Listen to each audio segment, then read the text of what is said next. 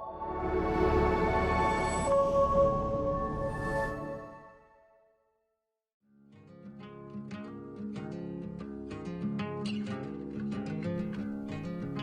my friends, and welcome to Adaptive, a podcast where I talk to athletes, activists, artists, nomadic adventurers, entrepreneurs, and educators in the disability community. I'm Mick Miller, your wickedly awesome host and founder of this show. Today, we're going to shake things up a little bit because I'm going to be stepping into the spotlight as your very first guest. That's right, you heard it. I'm taking the reins and I'm stepping forward. So, in today's episode, I'll discuss my medical condition and share my journey, including the spark that ignited my creative adventure to start a podcast. You see, I'm endlessly inspired by the incredible lives of others and how they've shattered obstacles to embrace thrilling experiences. This world is full of strong, resilient, and remarkable individuals crafting phenomenal lives, even in the face of disabilities.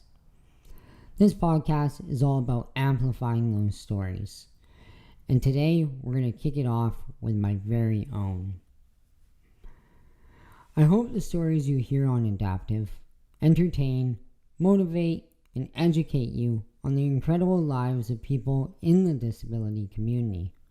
And furthermore, maybe these stories might ignite a fire underneath you to step outside, learn a new activity, plan an epic adventure, or launch a business that makes a significant impact on your community. Remember, anything is possible when you channel your positive energy into it.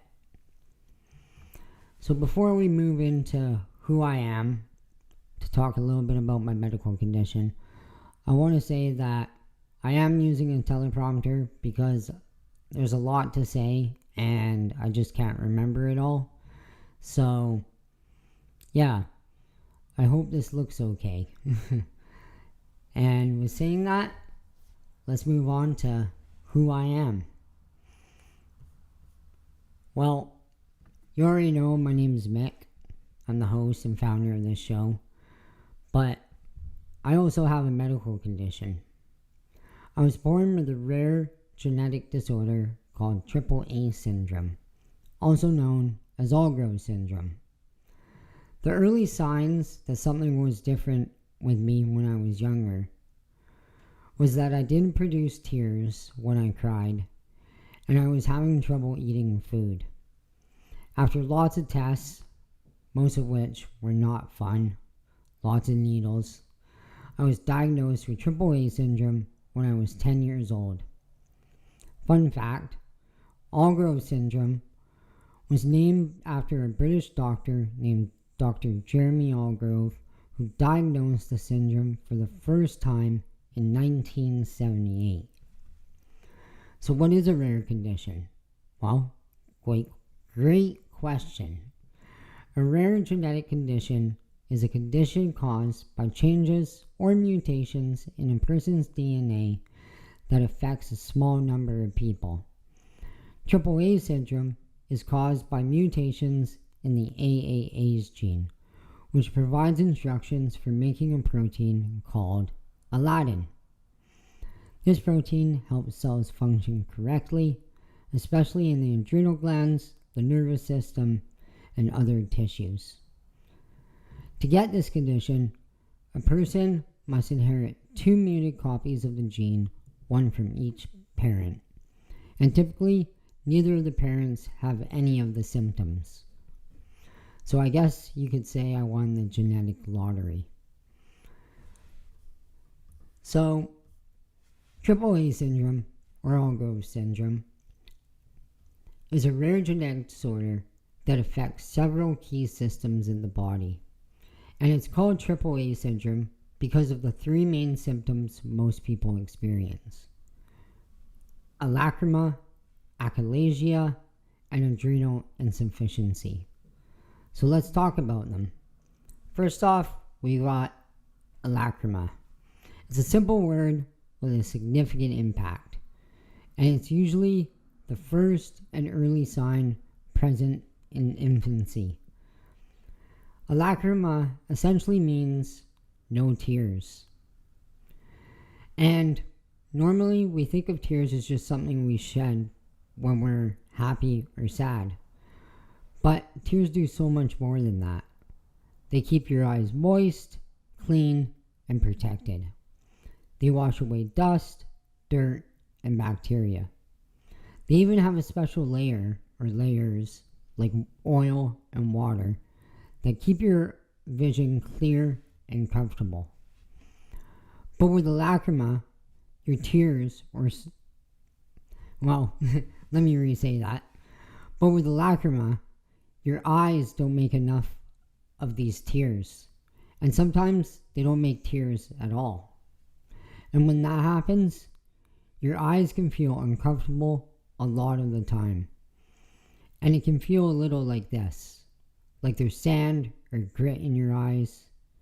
They might burn or sting, especially when it's windy or sunny. Both of those things really irritate the eyes. And they can easily become red and tired. Your vision may become blurry for a moment, then clear up again, and bright light suddenly feels harsh and painful. Driving at night is very uncomfortable. And eye fatigue, well, that's a constant battle. And here's the tricky part.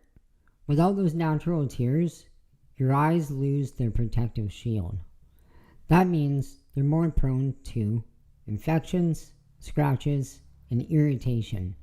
And even simple things like driving, reading, sitting in front of a computer like I am right now, or spending time outdoors, well, that can become a real challenge. Now, a lacrima on its own is already a frustrating thing to deal with. But for some people, like those with AAA syndrome, it's part of the bigger picture. It's not just dry eyes. It's combined with other nerve and gland problems, which make the dryness even more severe. And managing it, well, it's not as simple as just putting in regular eye drops. Nope. You need special lubricating drops or gels several times a day and also before you go to sleep. And they're expensive. As a kid, I had to get my teachers to put the eye drops in several times a day. It was a challenging experience for myself and for them. I was not an eager student to cooperate. So, what can be done? Well, sometimes doctors even insert tiny plugs into the tear ducts to help retain moisture in your eyes longer, which I had done when I was 12 years old. And for many, it's also about adapting to your environment and protecting your eyes with special eye drops, high-end sunglasses, and getting regular eye checks by an ophthalmologist. So, while a lacrima isn't life-threatening, it certainly is life-changing. It's a daily reminder of how something so small, something that we don't think about that often, like tears, can make such a huge difference in how you see and interact with the world around you. It is easy to take our eyesight for granted until we have complications. And for someone living an active life, snowboarding, biking, or even just driving on a bright day, it means taking extra steps to protect your eyes and to keep doing the things that you love. Alright, we got one of the A's underway. Let's move on to the second A, which is achalasia. Again, it's a rare condition that affects your esophagus, which is the tube that takes water and food from your mouth down into your stomach, which is pretty dang important because Otherwise, you'd starve. In a healthy body, the muscles in your esophagus kind of work like a wave, gently pushing the food down. And at the very bottom of your esophagus, there's a ring of muscle called the esophageal sphincter. Think of it like a little doorway that opens and closes. And it lets the food and drink into your stomach. But with achalasia, two things go wrong. Those muscles stop pushing food the way they should.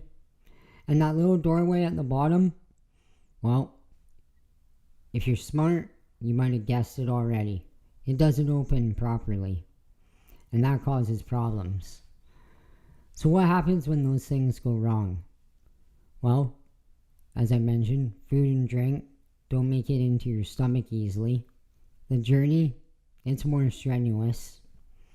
Instead, they can get stuck in your esophagus, making swallowing uncomfortable and difficult. And the symptoms can feel like this. You try to eat, and it feels like your food is stuck in your chest. This feels like pressure or heaviness in the chest behind your breastbone. Sometimes food or saliva can back up later, even hours after you've eaten. And at night, it can cause coughing or choking because food begins to back up. Over time, eating can get so difficult that people lose significant amounts of weight. Luckily, this hasn't happened to me, and I don't foresee it happening anytime soon. And, well, although there is no full cure for achalasia, there are treatments to help.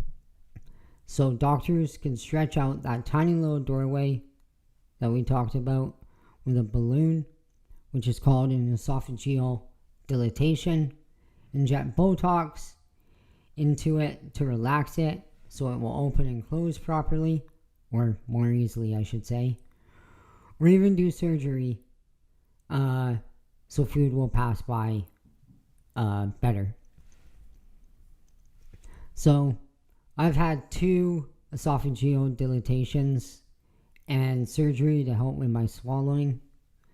But even after treatment, people with achalasia, they still have to adjust to how they eat, which means smaller bites, chewing more thoroughly, drinking quite a bit of water to move things down, and sometimes sleeping with their head elevated to prevent food from backing up. So, while this condition is challenging, it's one that you can learn to live with, especially when you have the right medical team and daily strategies put in place. Well, that's achalasia in a nutshell. A rare but complex condition that turns something as simple as eating and swallowing into a challenge. Okay, stay with me while we dive into the third A. And it's an important one that can have a significant impact, as you're going to hear soon. Well, the third A is not achalasia. Sorry, it's Addison's disease. So, let's talk about it. Again, for the third time, it's another rare condition that has a significant impact, as I just said, on daily life. So, what is it? Well, your body has 2 tiny glands that sit on top of your kidneys, and those are called the adrenal glands. And they do some really big jobs.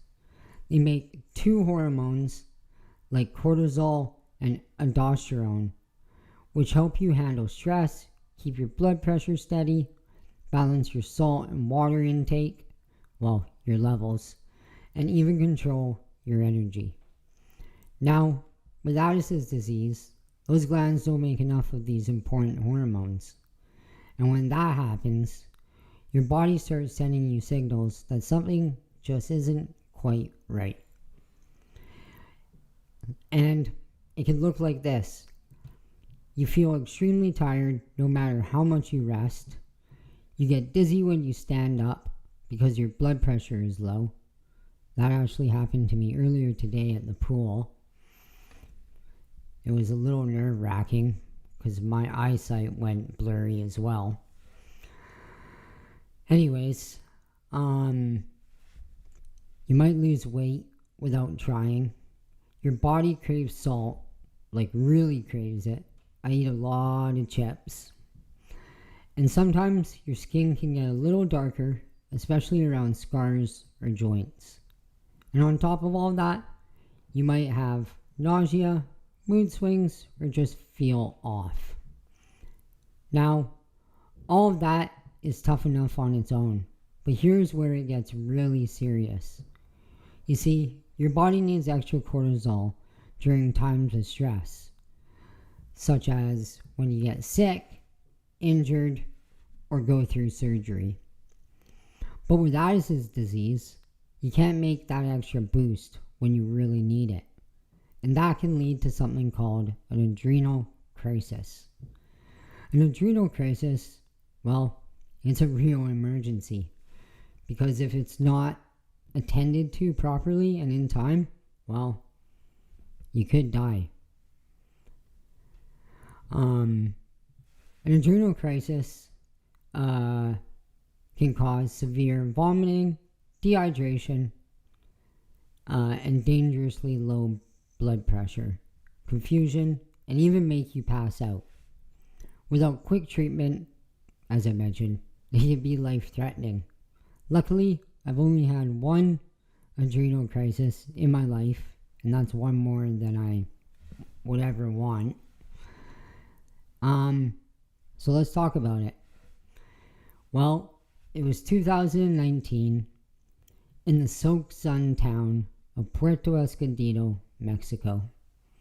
My days had been filled with ocean breezes, golden light, and carefree laughter, until they weren't. Suddenly, I found myself sprawled in a hospital bed with an IV snaking into my arm. Everyone knows the unspoken rule in Mexico: never drink the tap water. And for good reason. It can harbor parasites that leave you feeling like death itself. I'd always been very meticulous about avoiding it, brushing my teeth with bottled water, declining ice for any drinks, and just being very mindful about not consuming the tap water. But during this trip, unfortunately, I learned the hard truth that it's, nearly impossible to dodge the tap water entirely. Somewhere along the way, a parasite had slipped into my system and began its assault. The cramps came first, deep and twisting, followed by relentless diarrhea. I know you probably don't want to hear that, but it's the truth. And then waves of nausea and violent vomiting. My body was spiraling towards an adrenal crisis, and I needed help fast. Thankfully, the hostel owners, friends I made, about a week earlier, sprang into action. Within 30 minutes, a doctor stood at my bedside in the hostel, assessing the urgency of my condition, and before I knew it, I was being rushed through the doors of a private medical clinic. I spent 24 hours in the clinic, hooked up to machines and under strict supervision until I started to feel better. So, managing Addison's disease means being really prepared. You take daily medication to replace those missing hormones. If you get sick or stressed, you have to increase your dose. And you always carry an emergency injection kit just in case. And most importantly, you always wear a medic alert bracelet on your arm that identifies that you need steroids in case of an emergency. So, the other important thing is you also make sure that the people around you know what to do if something goes wrong, which I did in the case of my adrenal crisis in Mexico. I made sure that the people around me knew that I had a medical condition that could be life-threatening, and if I was to get sick, really sick, that they were to get medical, they were to call a doctor, and that I needed medical attention right away. Sorry, that was hard to get out for some reason. So, while Addison's disease might sound like a small part of the bigger picture, it really affects how you live, how you travel, how you plan your days, and how you handle life's unexpected moments. But just when you thought I might be done, there's actually more to AAA syndrome. And many people, like myself, develop autonomic and peripheral neuropathy. This means instead of having AAA syndrome, I actually have 4A syndrome.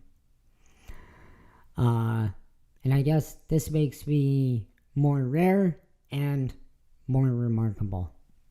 I am a pretty remarkable person. So anyways, for someone with Alzheimer's syndrome, peripheral neuropathy is like losing control of your extremities. These things right here. And autonomic neuropathy is like losing control of your body's autopilot. The same deeper issue causes both nerve dysfunction from the syndrome, and they often show up together, making life way more complicated. So, autonomic neuropathy means that the nerves that control the automatic things in your body, like your blood pressure, sweating, digestion, and even body temperature, don't work properly. You might feel lightheaded when you stand up, overheat, or get cold easily, or have trouble knowing when you're hungry or full. It's like your body's autopilot system is glitching. Things just aren't working the way they should be. And then there's peripheral neuropathy, which affects the nerves in my hands, my feet, my arms, and my legs. It means I deal with numbness, tingling, issues with mobility, stability, and muscle weakness. It sucks. This affects me in many different ways. Some of the things are my balance is off while I walk. Grasping items can be difficult because I have poor motor function. I'm always dropping my cell phone. Lucky I have a good case on it. Otherwise, I'd be going through a lot of phones because I'd be breaking screens all the time. Riding a bike is difficult because I have reduced grip strength. The muscle weakness in my feet and my legs affects my stability and my endurance while snowboarding. And wading against a river's current and navigating my way through a rocky riverbed can be difficult and dangerous. I've definitely lost my balance countless times while fly fishing and fallen in the water.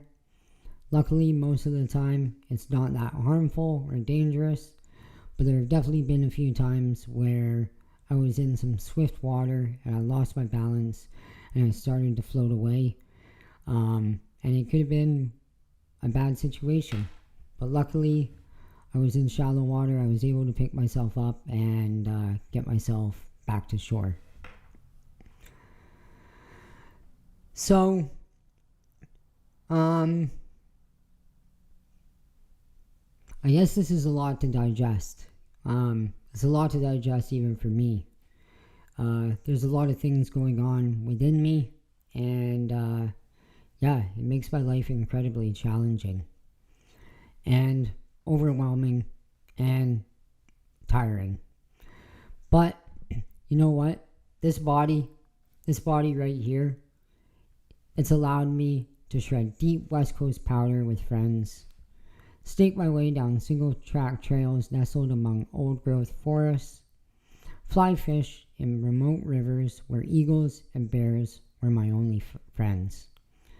And it's taken me on a 10,000 kilometer trip down the west coast of North America, which we're going to talk about pretty soon. You see, I've learned to work with this body, to respect it, to push it when I can, and to listen to it when I need rest. Growing up, I had a lot of adapting to do, physically, emotionally, and socially. I was different, and, well, to this day, I still am different. And for a long time, I didn't see anyone like me out there doing the things that I love to do. So, I had to carve my own path. And that's what adaptive is all about. Carving a life that is your very own. Something you can look back on and think, well, hot damn, I really did that despite my challenges. So, that's AAA syndrome. Now let's move on to why I started a podcast. Well, first of all, I started a podcast because I'm a person with a disability and a rare medical condition. And I feel like I'm in a good place to tell stories about other people within the disability community. And furthermore, I love storytelling. It's how we connect. It's how we learn about others. Stories entertain and inspire us. And there aren't enough stories out there that highlight people with disabilities doing adventurous, wild, creative, successful things. People with disabilities are certainly earning more media coverage, but it's still far less than that of able-bodied individuals. So, I wanted to create a space where I could have honest conversations about pain, about joy, about risk, about resilience, and about, most importantly, adventure. This podcast is a love letter to those who have had to figure it out, to adapt, and still keep moving. If you ever climbed a mountain with a limp, run a business with chronic fatigue, or rebuilt a life because of a significant diagnosis or injury, this show is for you. But most importantly, this show is for anyone who enjoys authentic stories told by remarkable human beings. Okay, let's talk a little bit about that 10,000 kilometer road trip down the coast of North America. So this trip, essentially, it took me to the Baja Peninsula, which, in my eyes, I've done some wild things, but was probably one of the wildest things that I've done. Mainly because I did it solo, and doing it solo with a medical condition and a disability, well, that can present a lot of challenges and also some dangers. But it was something I wanted to do, and I just did it. Regardless of what people had to say, there were a lot of people that thought that I was definitely putting myself into a dangerous situation, and yeah, they didn't recommend that I do it, but I did. And here's my story. So, I love road trips, long and short. I enjoy the freedom of driving, knowing that my options to go wherever I want are endless. It just gives you endless freedom when you're on a road trip. I feel like you can just go wherever you want, when you want, and that's a beautiful thing.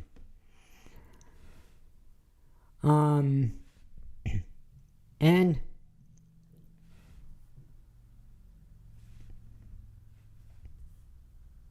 yeah, I enjoy the freedom of driving, knowing that my options to go where I want are endless, to take a turn off a beaten path and discover wild places and build memories. So, my adventure south from Terrace, BC to the Baja Peninsula was precisely that. A discovery of adventure, wrong turns, dusty and bumpy roads, to secluded beaches where I fell asleep and woke up to sunsets and sunrises. The list of what I experienced is endless. And road trips, well, they're an endless adventure of open possibilities. And here's mine. In 2022, I loaded my gear into my 2004 Toyota Tundra, an old beast of a truck. Said goodbye to my mom, turned the ignition switch, and pulled out of the driveway amidst a snow blizzard. Thinking back, I probably should have waited until a sunny day, but I was restless and ready to start my adventure. This was the beginning of a 5,500 kilometer journey from Terrace down to the Baja Peninsula.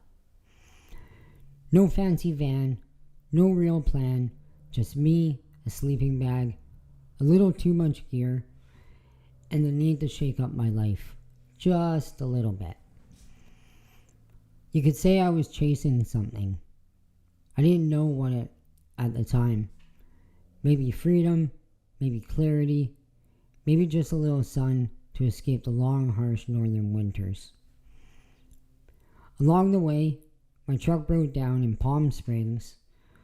I slept on beaches where there was no one for miles.